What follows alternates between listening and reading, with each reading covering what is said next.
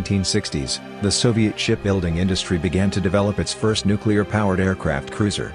Project 1160 Orel, Eagle, was a nuclear-powered supercarrier with a displacement of around 80,000 tons.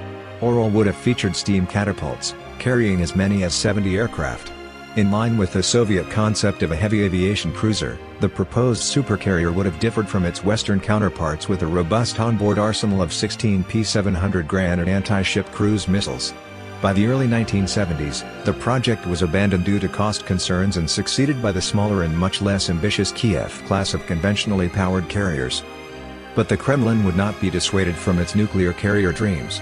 The design experience from Project 1160 figured prominently into a new, mid-1980s supercarrier project, the infamous Ulyanovsk. But all of this begs a central question: why would the Soviet Union need an aircraft carrier in the first place? As a predominantly maritime power, the US relies on carrier strike groups, CSGs, as one of its core power projection tools. By contrast, the USSR, like its Russian imperial predecessor, is a land power that depended on its ground forces to secure its vast Eurasian frontiers. But there are some relevant factors specific to the Cold War competition. As previously argued by U.S. Naval War College professor James R. Holmes, the USSR sought carrier fleets in order to create a blue belt of defense, a kind of offshore buffer working in tandem with local land and air defenses to deter NATO CSG incursions deeper into Soviet waters. The Soviet Navy could also use aircraft fleets to secure patrol areas for its strategic submarines, a crucial leg in the Soviet nuclear triad. Then there is the question of international prestige. The Cold War arms race was as much about appearances as it was about concrete capabilities, and the Soviet security establishment did not want to visibly lag behind its Western counterpart in a core criterion of naval power. The Ulyanovsk supercarrier was nothing if not an exercise in gratuitous one-upmanship, boasting a dizzying array of advanced features. The ship was to be powered by 4 Naught-3 nuclear reactors, boasting a speed of up to 30 knots and supporting a massive crew of 3,400 sailors.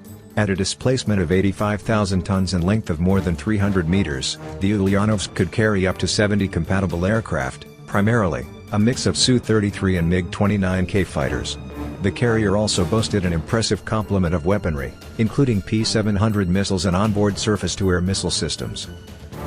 The Ulyanovsk was a grandiose project that, if completed and successfully commissioned, would have grown Soviet maritime power projection capabilities by leaps and bounds.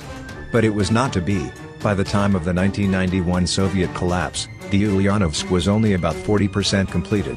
With the Russian Navy struggling to maintain its vast Soviet inheritance throughout the 1990s, Moscow simply lacked the necessary funding and supply chains to continue with its supercarrier project.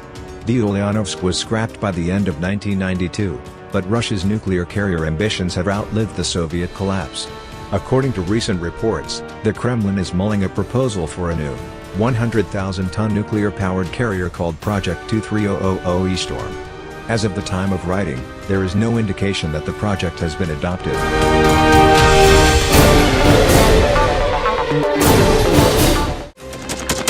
Thanks for watching. Don't forget to subscribe. Also, if you want to support Warthog Defense, please become our member and get early access to new videos, exclusive members only videos, and become administrator in comments section.